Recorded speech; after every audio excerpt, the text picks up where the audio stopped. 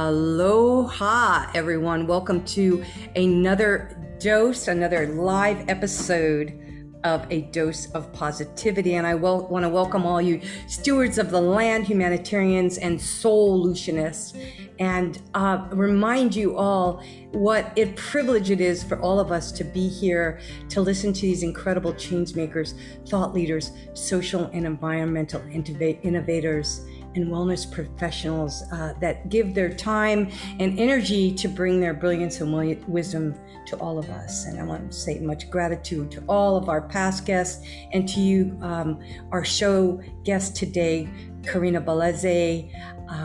Excuse me if I say your name wrong, but it's a beautiful name, so I want to get it right. And I want to remind everybody, is the topic of our show today is great nutrition without compromising your morals or planet Earth. What a great topic.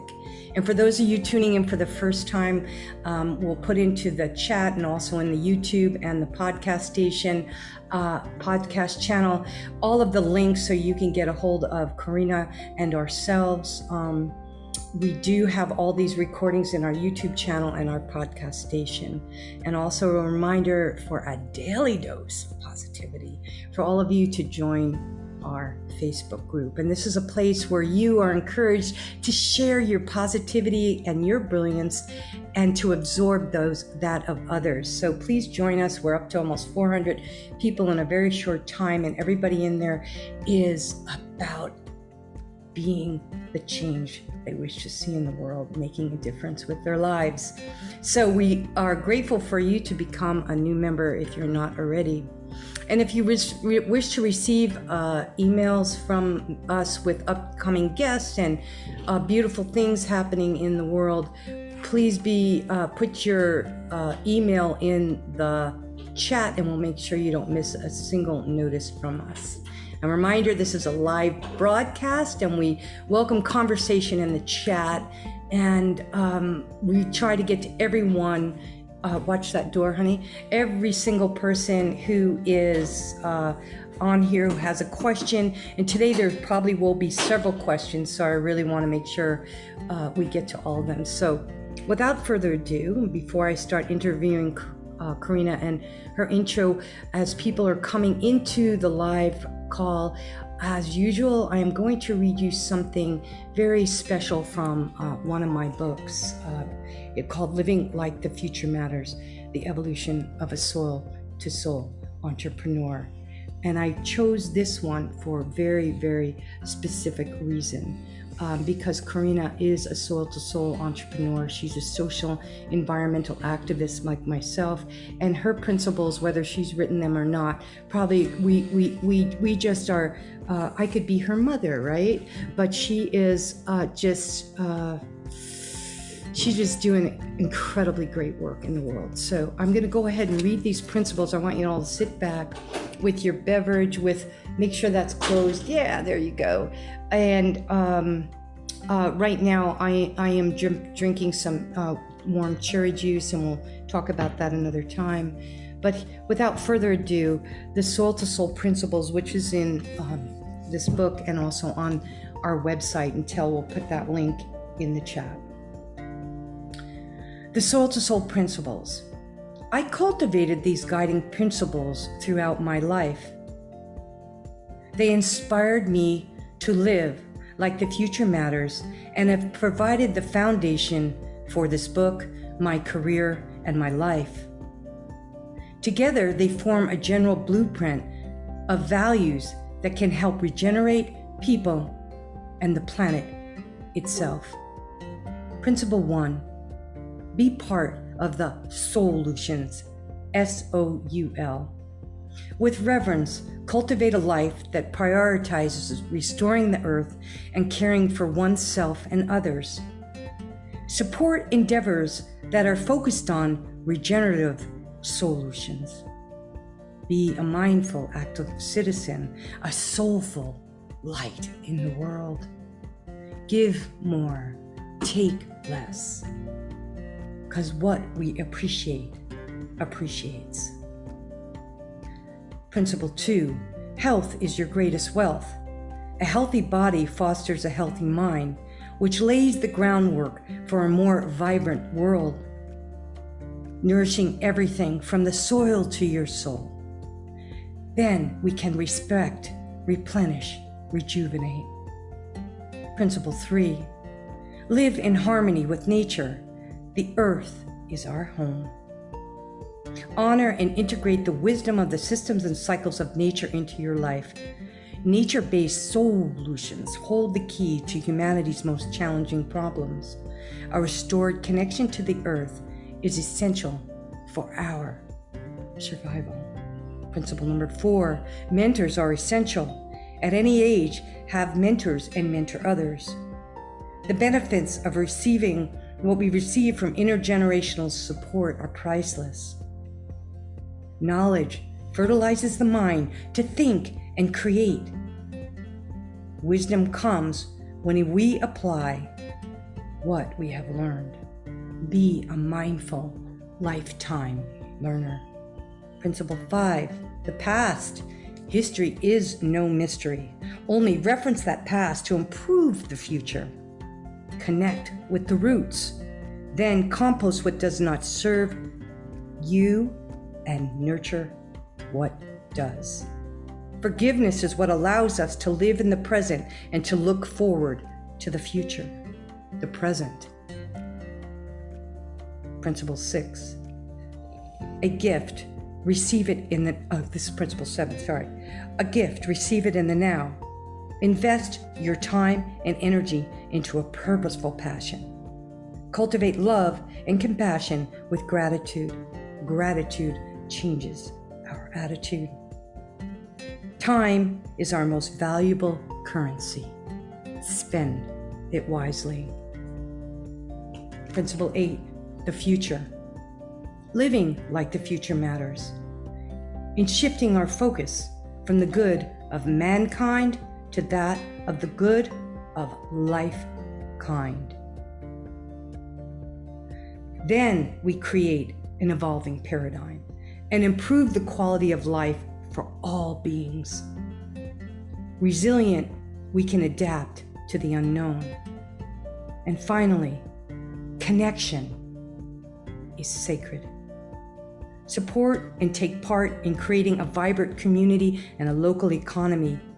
Cultivate unity and reverence for all life in your community. United, we bring value, balance, and diversity back to our world. Our sacred yet vulnerable web of life connects us all, and we depend on it.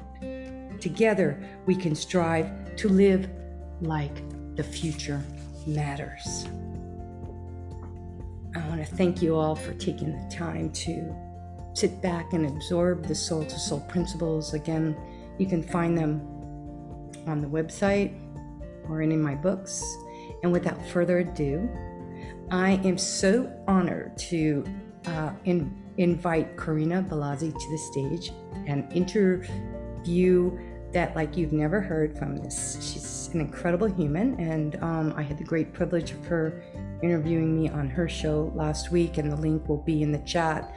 She's an incredible interviewer, and for me to have the opportunity to interview you, honey, is amazing. And Corinna happens to be an MBA in the natural products industry. She's an executive and omega-3 expert. She's pioneered the growth of Nordic Naturals, which most of you have seen. It's still in the grocery stores. She did this from less than $1 million to over $100 million in annual sales. So not only is she brilliant in omegas and in algae, she is an incredible businesswoman. Given her concern for the future health of people and the planet, she shifted her focus from fish-sourced omegas to algae in 2016. She is an activist at heart, and she recently launched her podcast. As I explained, I am honored to be a guest, Care More, Be Better, in 2021, to cover social and ecological issues that affect us all. Today, she leads a company called Orlo Nutrition, which she's going to talk about. You'll be so curious to know. It's a new brand that features the world's first carbon negative omega-3s.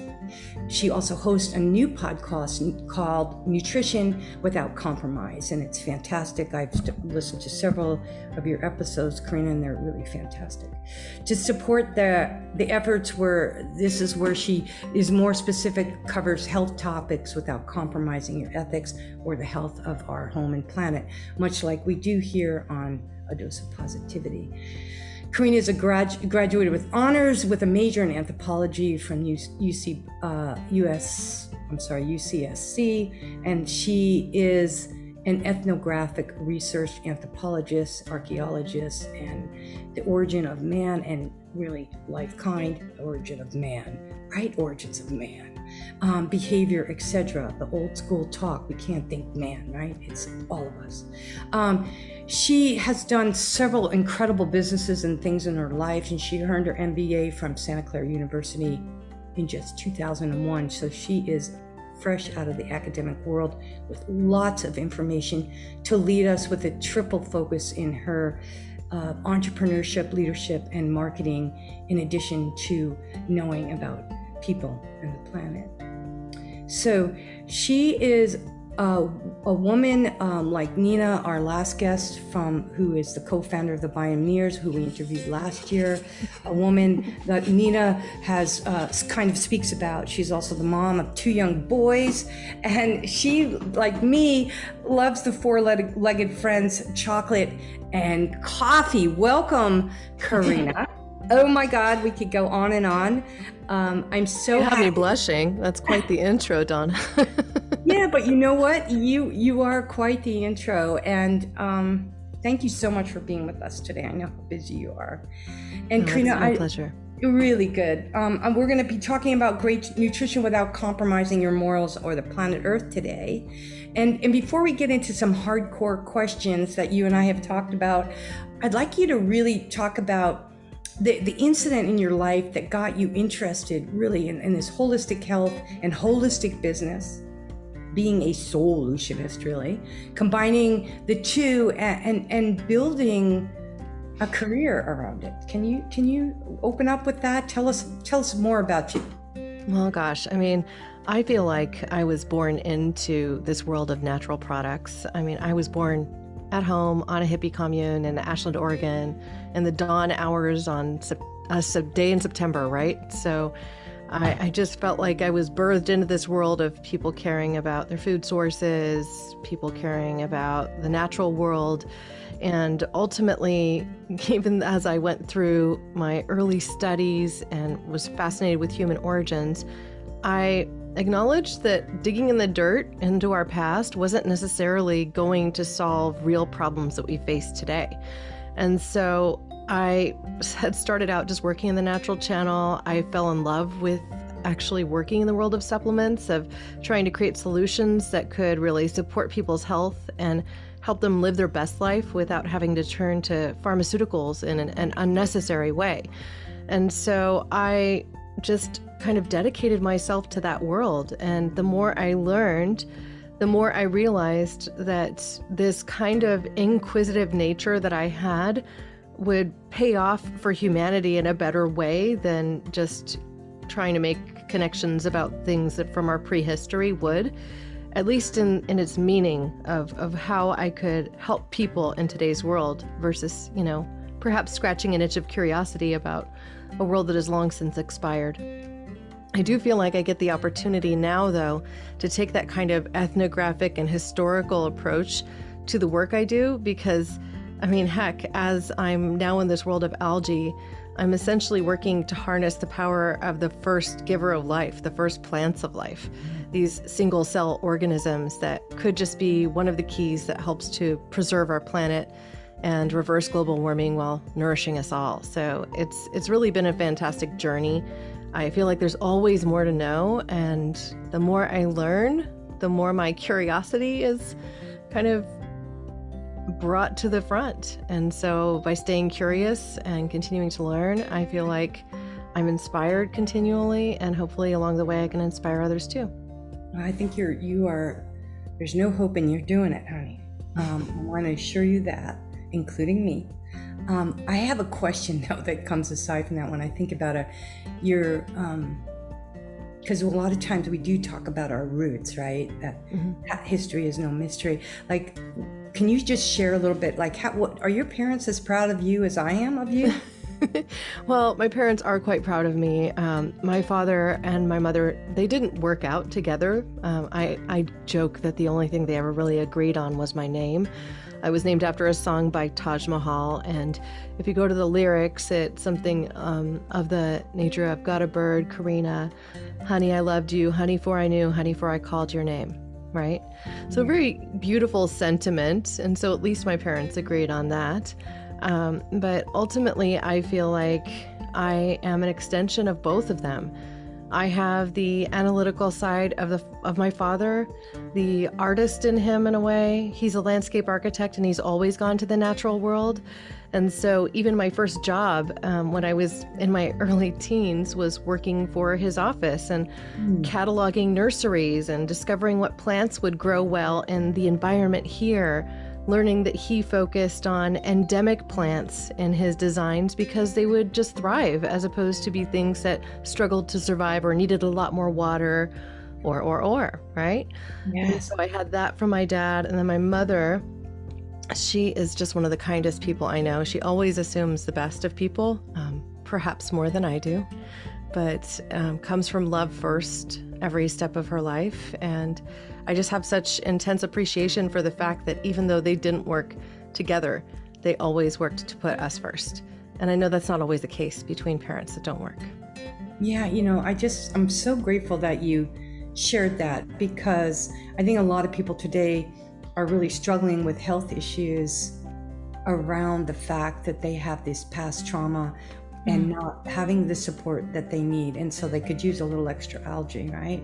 Or supplements. Yeah, maybe a little extra love. Everybody needs love, right? Right. It's like, really, it is really true. It doesn't matter. You can be doing everything 100% right, but when you have that emotional trauma or stress, and that's Radhavir, when you listen to her interview, she talks a lot about that, which is fascinating. But, I would like to ask you right now, in a roll off of the same tongue, what I'm getting to is to explain to people, because all of our listeners out there, and if you guys have any health concerns, I want you to put them in the chat, but why it's so important, more so today than ever, for us to take personal responsibility for our health. Well, if you don't, who will? I mean, I think that's the straight answer. If you don't take care of yourself first, then you can't be a good steward for the people around you. It's the center of self-care. If you're not supporting your own health the best way possible, then you're going to struggle. And if you have these visions or the mind to try and solve really big problems like our climate crisis or social injustices or even just the hard work of running a community, then you need to be at your best. And so I really just think that core nutrition, getting to the basics, that's important. Trying to remove things like processed foods from your diet, limiting things that you know to be bad for you, even if it's something that you might want. Those are all things that we can approach and get better at with time. And a lot of times the cravings you get, the uncontrollable cravings, are related to things that you're deficient in. And so this is where I've always found success in working with people just with some few core simple supplements, like an omega-3, like a greens, like a good quality food-based multivitamin. And then suddenly people see cravings for things that are unhealthy start to dissipate because they're nourishing their bodies, and then their nourished body works better and stops craving some of the things that maybe make it less healthy. Oh, beautiful. I love that. What are we adding in? Not depriving ourselves.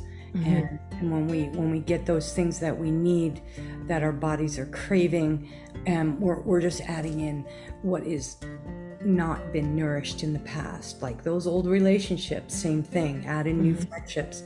Add in new positivity. Like go to Care More, Be Better podcast, or Corinna's new podcast, tuning in here. We're adding in positivity. We're adding in the proper supplements and nutrients into our body.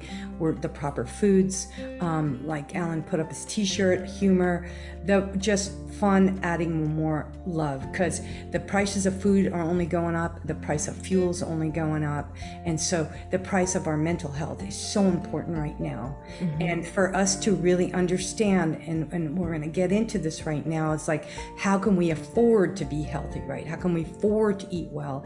And I think the product that you're launching, and this isn't an infomercial, you guys, this is for you to ask questions and for us to really get to the heart of this. Is like, what are we going to be eating? So we're adding in, so we have cognitive skills that we need so that we can live to be old age with grace and age with grace. So Corinna, I'd love to just jump in right now and let's talk some blue-green algae and how you came upon this as a solution, not just a solution, not just a Band-Aid, but a real solution.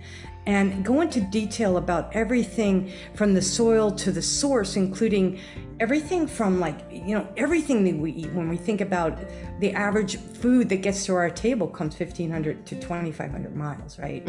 We're in there. So, and also I want to talk about why you made the switch, because from you were really in the omega-3s with the fish oil, and then you flipped into the algae world. And so let's talk about this and in depth now, honey. Just give us what you got. Yeah, sure. Well, something that most people don't understand is that algae get the omega-3s, EPA, and DHA from the fish they consume. I'm sorry, I said that wrong. The fish get the EPA and DHA from the algae they consume, right? And so ultimately, that's how you get to eicosapentaenoic acid and docosahexaenoic acid. Our bodies are capable of synthesizing those two fatty acids, but we aren't very good at it. It's a loss proposition, so to speak, because you have something like 16 steps to go through, and enzymes that can be less active than you might want them to be. There are nutrients that you have to have in good supply in your diet in order for them to be active. And so ultimately, this was why I became passionate about this whole space of fish oils in the first place, the whole space of omega-3s, because they offered this direct source of EPA and DHA, which your body needed to thrive. And what all of the research shows is just incredible. If you get enough of these core fatty acids, that your body systems can essentially reboot, that you can return to homeostasis or balance. I mean, it's an important thing for our bodies to be able to go back to balance. And so that was something that really sparked my curiosity and honestly my joy, because I could see real changes in people if they just had been really deficient in omegas and they started taking them. I mean, suddenly more spring in their step, more energy, having clearer skin, dropping weight that had been difficult to lose before. I mean, all sorts of benefits that they could feel in their change over time, and really just having that core benefit come from the omega-3s, EPA, and DHA in such an obvious way. Now, research proves this, but the reality for me with time was that, I was looking at the health of our oceans.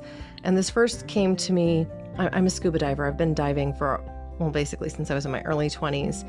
I dive in the Monterey Bay and in Hawaii, or on Hawaii, on the Hawaiian Islands when I travel there. I have dove off the coast of Florida and into the Bahamas. So it's just something I love to do as part of my outdoor adventures because I love aquatic life. And what I was starting to notice from trip to trip was just declining levels of sea life pretty much everywhere. And so I had arranged for a field trip while I was at Nordic Naturals to go visit MBARI, which is the Monterey Bay Aquarium Research Institute. I'd been reading some of the research for a long time, right? But they shared with us, frankly, and this is researchers presenting to you, they have no agenda. They're a not-for-profit, right? They're funded by the Lucille Packard Foundation, and they're just reporting on the state of the world. And they say, well, the problem right now is our ocean acidity levels are rising. They're rising because the ocean is the largest carbon sink that we have. And because the atmospheric carbon has increased so much, the ocean is just absorbing more. And as the ocean absorbs more, its acidity levels rise. And then here's the problems that come from that. Mollusks, like small little species of mollusks in the ocean, in more acidic water, I mean, picture vinegar. If you put an egg in a glass of vinegar, its shell will deteriorate, right? The calcium essentially dissipates. So they're even finding that these larval stage mollusks are not able to build the same strength of shell as they once were. And so they're seeing even die-offs of species within our oceanic waters that we cannot even really get to the bottom of at this point. So that's a real problem. And there's this other reality that acidic waters are generally getting warmer, whether or not the atmosphere is warming. And so you have all of our oceans across the globe just going up in their degrees and getting to the point where, as they put it frankly, our oceans may not be life-supporting in our lifetimes. So what happens if the ocean dies? And I mean, you have to consider that all of these waters are connected.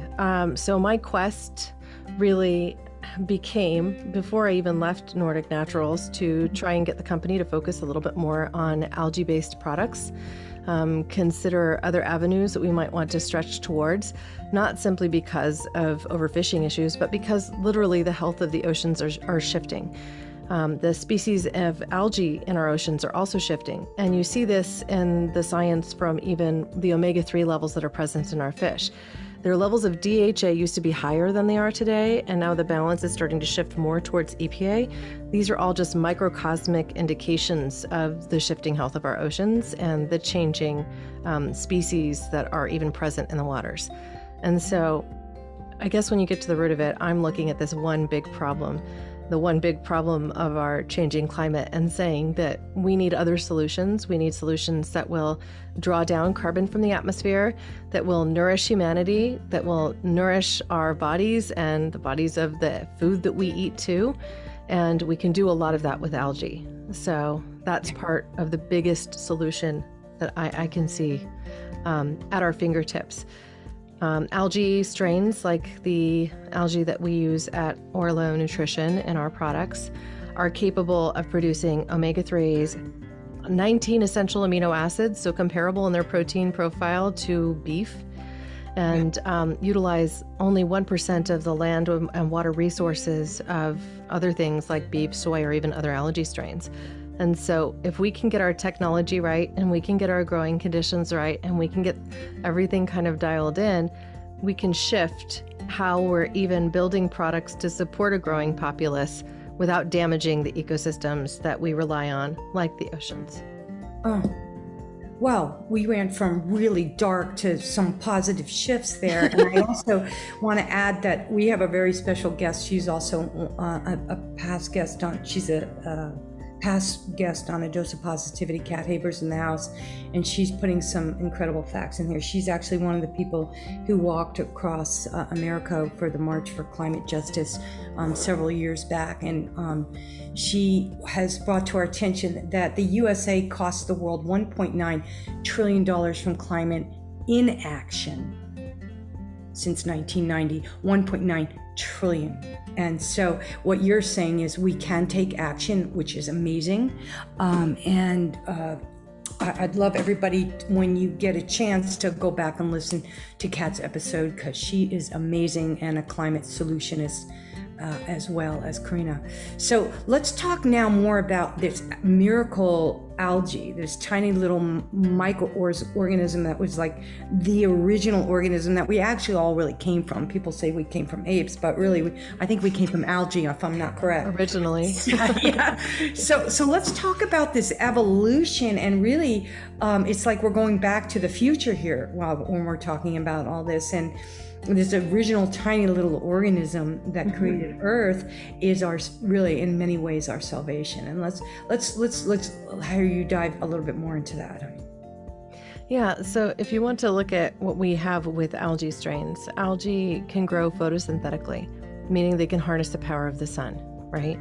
Right. So you can grow algae in open ponds. Algae are actually responsible for more than 50% of the oxygen that we breathe. And so really what we're doing with Vaxa Technologies and now our consumer-facing brand, Orlo Nutrition, is harnessing that power of algae, but doing so in controlled conditions so that we're growing the strain that we want to grow for the maximum nutrition. Because if you grow in an open pond, some of the things that you might actually not know, I don't know if you've read, for instance, Paul Hawken's Regeneration, Ending the Climate Crisis in One Generation. I love this book, but I did find through piecing through its pages a couple of things that I hadn't known before. Like, for instance, that there's actually bacteria in our clouds that induce rain. And so one of the simple things that many people just don't understand, well, that bacteria also, there's algae strains that are in the clouds, and those algae can infiltrate a pond just when it comes in with the rain. Then you also have, of course, bugs that like to eat algae because algae is a great food, right? And then you have to use pesticides or something to keep with the growing cycles. And you're just subject to problems of seasonality like you would be with anything. So looking to some technological solutions to be able to grow indoors using green energy or energy that comes from the planet in some way, whether it be solar, wind, or geothermal, and doing so while feeding it CO2 to create oxygen, you're going to be able to create some carbon negative solutions and ultimately something that can, in the end, be a carbon negative product. And so that's the work that I'm most excited about, because it's essentially taking this plant that was the first plant to create life on planet Earth and moving it into this solution space. One of the things that you said a little bit earlier about these solutions that I really feel we need to be more responsive to and responsible for is the fact that so many times we see solutions coming up that don't necessarily take into account the after effects. Like, I just saw an article come through in High Country Times about the fact that they're looking to do drilling in the deep sea to get to rare earth minerals. Or the fact that that same thing is being proposed for for Greenland, to actually melt permafrost to get to rare earth minerals to then feed the batteries that go into our electric cars. Right. I don't see these things as solutions, right?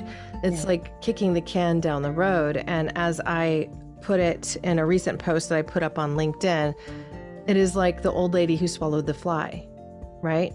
We're chasing after a problem with something that could potentially be another problem. And we're coming from an extractive perspective as opposed to one that is focused on building circular economies or regenerative solutions. And so I feel wholeheartedly like we need a complete shift in mindset at the highest level for the people in the highest levels of power in order to get to a space where we can actually heal Earth, heal ourselves, and be our best. And so as I approach these things and as I look at leaders like Elon Musk or others in those very high spots, I can see that they built themselves purely through extraction and not through building circular economies of scale and not through considering what will happen after they're no longer on this planet, because they too will die.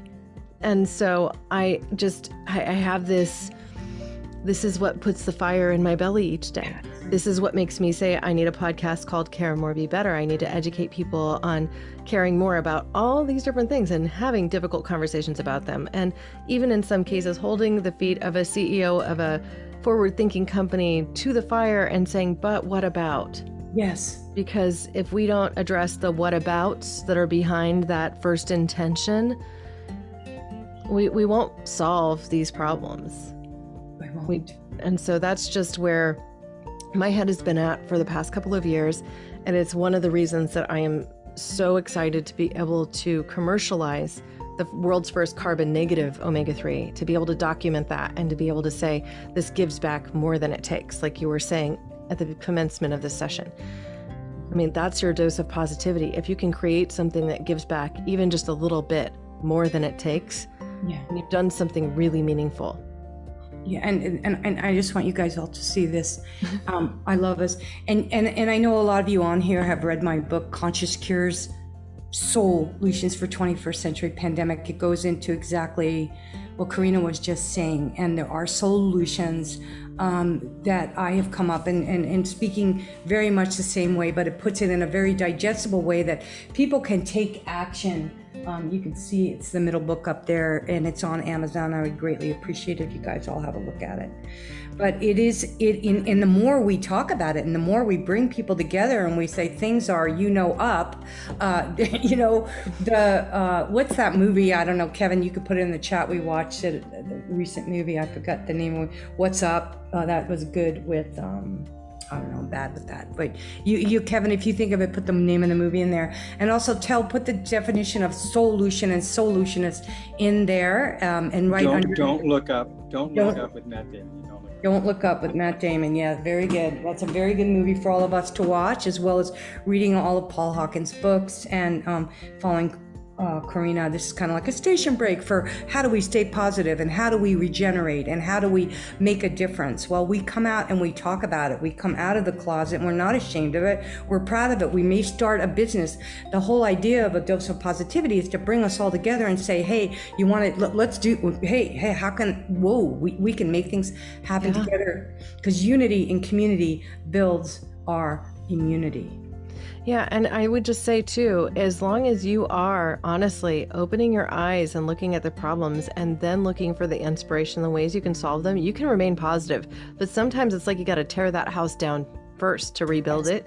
That is essentially what I feel like I have done in walking away from the fish oil world. And I do feel like my work today may serve a little bit as penance for a market and an industry that I helped to create. I will never be regretful for anything I've done in the space of omega-3s, because I've seen so much really real change happen in people's lives simply from adding them to their diet. But I will say that I wish that we had come to more sustainable solutions much earlier. Absolutely. Well, speaking of that, like someone mentioned here in the chat, like, are there any down, I see all the up solutions, right? For us all doing algae, not just for our health, but getting enough nutrients for ourselves to put less of a demand on the planet. And we'll get into in a little bit on how you guys are producing this algae. But are there any downsides to algae-based solutions?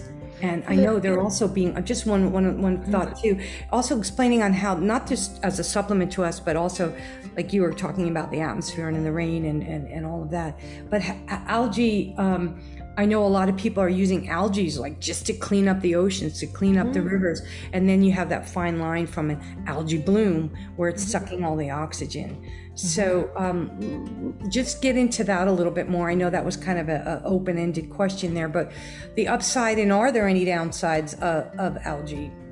Yeah. I want to go back to something Paul Hawken said to me when I interviewed him for Care More Be Better last September. He said that the climate is always perfect. It is its own world. It is reacting to the situation that we've created for it. And so we don't need to solve climate. We need to reverse global warming, right? We need to reverse the damage that has been done, and it will take time. Algae can be part of the solution for that. And you're right that they're using it in waste treatment plants. This is actually part of the solution that will prevent out of control algae blooms from happening in the oceans, because one of the things that has impacted the health of our oceans is actually runoff from farms into our streams, which then ends up in our oceans. And so they get an immense level of suddenly phosphorus and nitrogen that had been used in fertilizers and farming that end up in the oceans. And then the algae there blooms out of control. And suddenly this shift in what happened so rapidly deprives the area of oxygen, and ultimately the fish end up dying and washing ashore or being floating masses in the ocean. So it is a problem. But one of the solutions that is now being used by a lot of water treatment plants is to actually circumvent that water with algae that they're growing in the water treatment plant to actually rid it of these contaminants. Well, they're contaminants, but the fertilizers, really, these nutrients, which we don't necessarily want to just dump into the ocean, right? And so algae can be used in that way. There is a company called Bloom, and this is so novel. I mean, I hope that they one day don't even have to call their company this, but they originated from this concept of they will go and clean up algae blooms and create products with them. And so they make foam that you can put in sneakers from algae. right? And so you'll have Nikes of the world come with a one-off shoe or something to that effect, or you'll have Allbirds come out with their algae baseline. There are options of actually using some of these negative pieces for good and in the long term, but ultimately creating solutions that keep the algae blooms from happening out of control is ideal. I did witness a very significant algae bloom when I dove. I was on a liveaboard boat dive set for about a week and a half doing the Channel Islands. So got on the ship in Ensenada and landed at Santa Barbara after the end. Okay. And during this liveaboard boat dive set, we were able to dive some of the least populated waters that you see, right? That are off the coast of California, like not too far out, but significantly out so that you don't see the imprint of humanity the same way. And we got to dive the oil derrick, an oil derrick off the coast of Santa Barbara. I think it was called Eureka, that particular one. Like, Eureka, we struck oil, yay. At any rate, in that particular case, there was an orange algae bloom that was really significant. And so if you'll imagine this is during the day, it's bright. It is a super sunny California day, right? We're going into the water, and all of these sea lions are resting on the planks of the oil derrick that's in the middle of the ocean, right? And because there's so much algae and it's very orange in the water, you have this perception like, is that oil coming up from the bottom? No, it wasn't. The bottom there was more than 700 feet down, so it was a very deep spot in the ocean, right? But the algae bloom was so intense that as I drifted down underneath it, and as these sea lions were dive bombing me, because they play as you're starting to descend, they think it's fun. They're coming really close to you and just coming all about. We get not 15 feet below the water, and it already feels like a night dive. So that's how much algae was in that top layer of. I needed my flashlight, which luckily I had with me, because it was like dark as night. It felt like we were space invaders kind of swimming around this oil derrick, this otherworldly spot where brittle stars were all over the derrick, along with Metridians, sheep's head fish, and then, of course, all the sea lions that abandoned us by the time we were about 25 feet underwater. Yeah. Wow. Anyway, just giving you a vision. It was a moment. That's a moment. That's kind of a scary moment for the sea lions and everything. Well, they play with you. You get used to them. No, not you just having that much of an algae bloom. Well, I mean, it affects all sea life, and that's the reality. So it's like, and you're talking in that water column, and the first 15 to 30 feet is where a bulk of the life really is. Yeah. And so what's that doing to the life people, right? The imprint of humanity. I love that expression. You just said that imprint of humanity. And each of us who are listening to this right now, we need to think about what our footprint are and how it's affecting the overall imprint of humanity. And to think that one person at a time, one bite at a time, one choice at a time doesn't make a difference is not the right thing to be thinking. The thing to be thinking is to educate ourselves so we can be activated like Corinna is here and bring these messages forward in dinner conversations in a positive light and find those solutions, those long-term things that we can do that affect a minimum of 7 generations out. Mm-hmm. I mean, I may have created the word solutionist or solution, but it's the Native American Indians and the Aboriginal tribes and the animals who understand how to graze and not to destroy a whole ecosystem. They take just what they need, right? And then they move on. Mm-hmm. So let's get personal now with the little bit of time we have left. And I want to talk about everybody's health and how, of course, if we're healthier, we're going to have a healthier mind, and we're going to want to be part of the solution. So I want to know, like, how much omega we really require, where's the best place to get it and why, and what would the world be, how would we all be different as a species on this planet if we were balanced with a proper amount of omega nutrients in our bodies? Yeah, well, that's a big question. What I will say is, on the omega-3 side of things, when you're in balance, you tend to not do things like go, where are my sunglasses, while they're right there on your head. You'll find that your mind just feels a little bit more sharp. You might even notice a difference in your visual acuity or how sharp things look, because half the fat in your brain and eyes are made up of DHA specifically. You'll find that when you get enough EPA, which is eicosapentaenoic acid, also an omega-3, that your blood is less prone to out-of-control clotting. It's almost like it casts a net over things so that you're not like going to get all clogged up. I just find that when people have been deficient for a long, long time, that they're more prone to things like depression. They're more prone to things like having really poor skin, dry skin, itchy scaliness, eczema, inflammatory disorders ultimately, because all of these things are impacted by inflammation. And what omega-3s allow you to do is return to that homeostasis. Yeah. So once you get to that balance, then a lot of those things will just resolve. Now, the reality is you want inflammation in your body, some. But most doctors will even say things like just focus on the anti-inflammatory benefits of omega-3s because of the fact that we're so out of control on the inflammation scale, generally speaking, right? And it works in our body to help us heal. So if you stub your toe, you need to send white blood cells there to help fix the problem that you've created. You might have a bruise that needs to then be broken down. I mean, inflammation exists for a reason. But returning to homeostasis, returning to balance, that's what is so critical for our health. Absolutely. I love that. Boy, that should be the first paragraph in your new book. If you're going to write a new book. Return to balance, yeah. Let's get rid of that inflammation. And anyway, I just want to come back to this whole thing with algae. Now that we know how important omegas are, we're going to think better, feel better, and be better people. Why should we take algae from, get our omega-3s from algae versus other sources? And you had said something earlier, and I think it's worth repeating, how many fish make up the amount of how many fish's lives are taken, and we don't even know how many fish are left in the sea, so that we can have our daily dose. Yeah. So would you go over that again and let's take that home? Well, doing the math of it, we came up with a pretty simple number, and that's 110 pelagic fish. Pelagic fish are these smaller bodied fish that are mostly in waters like the Humboldt Current, really nutrient-rich fish. So you're looking at sardines and anchovies, mackerel, things along those lines.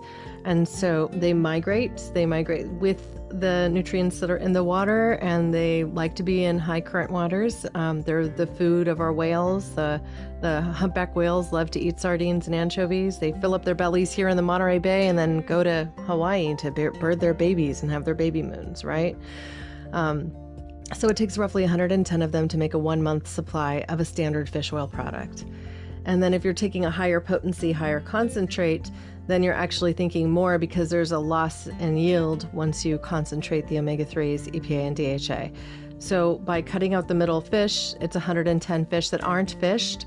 Yeah. And when you're taking Orlo Nutrition's product, it also saves 1.1 kilos of CO2 equivalent, which is about like driving about 4 miles. So going out for your daily errands to the store or whatever else, it's like not doing that ultimately. So what I hear you saying, not only are we saving the fish and helping to regenerate the population in the oceans by eating these algae-based omega-3s, especially this Orlo Nutrition, which is more absorbent, right, than fish or krill oil. Well, and the reason it is because it you have to think about these single-celled, they're little itty-bitty microscopic plants that color the water green when there's enough of them in it, right? Yeah. Now, they don't have a lot of cellulose that they have to build or anything else, right? They do contain a lot of protein, they contain fat, other phytonutrients, including chlorophyll, even some astaxanthin and other antioxidants, vitamins, whatnot, that are present within them. The fats that exist in them are actually in the polar lipid form. And polar lipids are more absorbable. They're much more easily absorbed because they're both water and fat soluble. And so when you consume them, then you're not going to have that kind of fishy burp or the off-gassing that comes from a fish oil. And this is unique to the way that we're growing algae, because most of the algae that's out there is just in what is called a triglyceride form or an ethyl ester form, meaning it's just like fish oil. And that oil will sit on top of water if you pour it into a glass, versus what happens with ours. Ours has polar lipids, including phospholipids and glycolipids. So it's more like krill oil in that way, but without being animal-based. And also, unlike krill oil, it has both glycolipids and phospholipids, not just phospholipids. And if you know much about nutrition, you know our bodies are really good at absorbing fat and sugar. And phospholipids and glycolipids are basically that, you know? Yeah. So look, this is so good. I have a few more really important questions I want to ask you before our time's up, honey. But how much omega-3s, like say you're just about like 50 years old, to take average, like what is Orlo Nutrition, and what do you recommend for people? Like sometimes, like if my body's had a lot of inflammation, I would take 5,000 milligrams of fish oil a day. Well, you're talking about 5 capsules, right? Like 5, yeah. So 5 1-gram capsules is akin to 1 teaspoon of a standard fish oil or 1 teaspoon of cod liver oil. And in that, you're probably getting, 1,200 milligrams of EPA and DHA. If it's a high concentrate, you might be getting even close to 4,000 or 5,000, right? Yeah, like 5 grams. You might be getting 5 grams of EPA and DHA. Well, our product is not that potent. But because of the fact that it is actually in that polar lipid form, the absorption rates are such that you kind of don't have to worry about it, right? So 2 soft gels of our standard omega-3 formula gives you 250 milligrams of EPA and DHA, which is equal to 750 milligrams of a fish oil. And a high potency fish oil, 2 1-gram soft gels would give you that. And so, ultimately we're able to produce something. I have a bottle here, but it's, they're 2 small soft gels. I've taken 1 dose today. I could take a second easily, and I'll do that now because it doesn't hurt me at all. But they're just tiny. They're like, 500 milligrams. So it's a small pill, not a lot to swallow. And they're encapsulated also in algae. And so it's an algae capsule, not made from, anything else. We decided to invest quite a bit in the actual bottle. So when people, if they do buy, they're buying a kit that they ship the first time. This is a post-consumer recycled paper box printed with algae ink. And that was part of the inspiration of doing a black and white theme, because I knew I could get black algae ink to print with. At any rate, and then you get 2 1-month supplies. And these are made from recycled plastic, right? So you'd open it and fill it into the bottle that you can refill each month. The whole concept is that you're using less, but we're giving you the highest quality, right? So this glass is a Miron violet glass, and you can do research on that yourselves if you want to. They create really, really high quality glass products, and because it's virtually black, it doesn't let visible light in. So if you look in just the edge of it, you might get a hue of blue coming through if it's under a bright light, but that's about it. And these bottles have been shown and tested to preserve natural products better than any other packaging. And so ultimately, we just took a lot of care in creating it. And so that in the end, you're getting a more absorbable product that's going to stay fresh, that you can feel proud enough of as a bottle to just leave it on your counter and not worry about it going bad. I don't put them in the fridge or anything like that. I just literally leave them on my desk or in my bathroom, because visible light isn't getting through, water's not getting through. The capsules will stay just fine for the entire length I have them in there. Super cool. You guys, thank you for sharing all of that. And I just want to kind of recap a few things here for everybody on here, and just address a few questions in the chat before we let you go. But I think everybody would agree, and if you have any more questions about this, but we've learned how algae can provide a regenerative health solution for both people and the planet, which is really huge. And I think, I talk about it all the time, from the smallest organism to the largest mammal, everything has its place. And now we can see that algae's role in the survival of the species and all the species on the planet is super, super important. So we need to have, and it's like when you think about the 3 bears, enough, too much, and not enough. So, or just right. So we just have, it's that balance. How do we bring everything back into balance? And algae is, yes, one of the most hugest solutions that we can be working on. But it is enough. When is enough and enough? When do we give more and take less? Well, this is a time to start really, really putting some of those soul-to-soul principles into place. But if every person were to consume omega-3s on this level, we even have to think with the population that's happening today, Corinna. There wouldn't be enough fish in the sea if we were only going to fish for that. I mean, that's a reality too. Like if every person were to take 300 milligrams of EPA and DHA every single day of their lives, yes, there's not enough fish in the sea.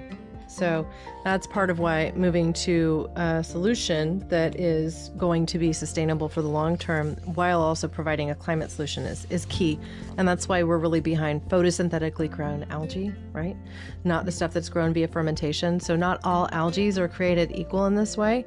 And that doesn't mean they're bad. It's just they take energy to grow them. You have to feed them sugars. You're growing them by fermentation. And so there's a lot of different ways to skin that cat, as they say. I hate that expression. No, I know. Well, I think it was like in 2013, 14, I was really on the Klamath Lake blue-green algae. And then it got this really bad rap, and spirulina got a bad rap.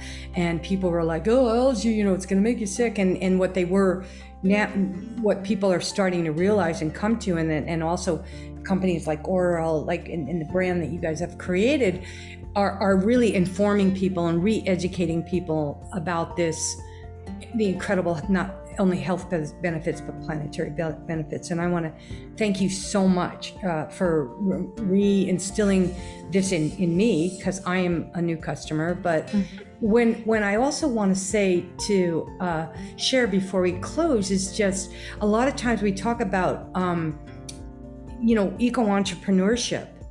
And Corinna, she thought of everything from cradle to cradle. I like to say from the soil to the soul, from the packaging. This is her brainchild to think about this. This is a woman in business who saw this problem, who went through the whole fish industry and the whole omega, building this very, very, very multi-million-dollar company because of a lot of what she did, to realizing that, hey, maybe that's not the right brand to build. So if any of you are listening to this call and you're thinking about, well, what cradle to cradle solution can I think of? What soil to soul solution can I bring to the world? You have to go to the depths of the sea. You really have to go into your soul. You really have to take the time to think solutions, 7 generations out there. How is this product that I'm creating going to affect the lineage away? How can I leave a legacy with my purchasing power? You don't have to create a company, just you alone can go out there and make these choices, one choice at a time. So Corinna, what new nutrition innovation from algae do you think we're going to see next? Do you think this is going to carry on, and how can we take it to the next level? Well, I do believe that we're going to see a solution in the next 5 years that will help to replace any of the powdered protein options that you see available, because we know that the algae strains that we're growing ultimately has 19 different essential amino acids and is comparable to beef in that way. So given that we know this, given that we're able to extract the omega-3 now, and we're working on projects with the protein, we think that will be a next play. But we're really looking for things that can add more. Like ultimately, you mentioned spirulina. We have an immunity product called Immunity Boost that is made from spirulina that we grow at the same facility. It's also carbon negative, right? We blend this with an aqueous solution of vitamin D3 and some B vitamins to bolster your immune system and give you some support. And ultimately, the algae that we're growing, because we've been able to optimize its conditions, its properties are incredible. Like we're seeing results in clinical studies that you typically would only see from a drug, so it's like, not to compare it to drugs, I'm not trying to do that, but just because of the fact that we're growing it in this way. And then you also have to consider things like a lot of the bad press that you see about algae or greens. It comes because people are worried about polluted waters. And we have this thing called California Proposition 65. And California Proposition 65 is a lawyer's dream and a purist's nightmare, because ultimately our planet is polluted.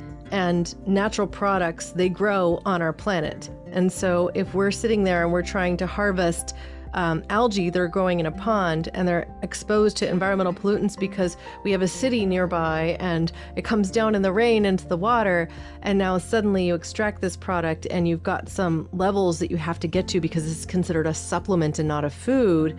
And then you compare what's in that algae strain to what's in a slab of salmon that you get out of our oceans. And it's like, hey, this is not a problem. The spirulina is not the problem.